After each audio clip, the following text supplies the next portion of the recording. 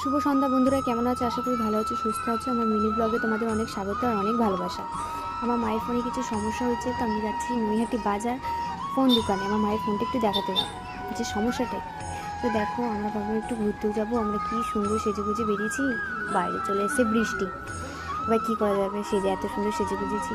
তাও আমরা গেলাম। দেখো, এদিকে ও বদমাশি করছিল, আমার বান্ধবীটা। ও শুধু ফটো তুলেই যাচ্ছে, আমি ওকে বারণ করছি ফটো তুলবি না, সেই জন্য আমি ওকে চিল্লাচ্ছিলাম, বকা দিচ্ছিলাম। তো দেখো, আমি জানি না আমার ভিডিও করছে, পেছন থেকে আমরা করতে করতে চলে গেলাম, সাইড থেকে বেরিয়ে পড়লাম। এদের দোকানটা বন্ধ। তারপরে এখন চলে আসছি বাড়ি, কিছু তো করার নেই। এবার বাড়ি আসার পথে দেখো শিব ঠাকুরের একটা মন্দির রয়েছে, কি সুন্দর। এবার মন্দিরটায় বাইরে থেকে দর্শন করলাম। বলে দর্শন করে নেওয়ার পর আমরা বাড়ি ফিরছি।